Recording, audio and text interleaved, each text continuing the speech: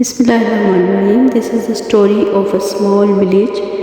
Once upon a time, in a small village, there was a kind and skilled cobbler named Ahmad.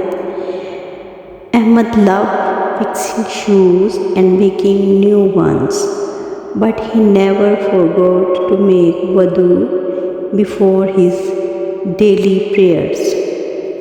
One day, a little boy named Ali came to Ahmad's shop with broken sandal.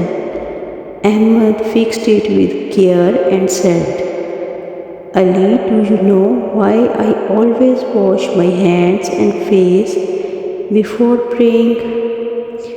Ali curiously asked, Why? Ahmad replied, I make wudu to clean my body and heart so I can talk to Allah and make the most beautiful shoes for everyone. Ali was fascinated and asked, Can you show me how? Ahmad smiled and guided Ali through each step of wudu. As they finished, a beautiful butterfly fluttered into the shop and landed on Ali's repaired sandal. Ahmad said, See Ali, when we make wudu, we bring joy and beauty to our work and the world around us.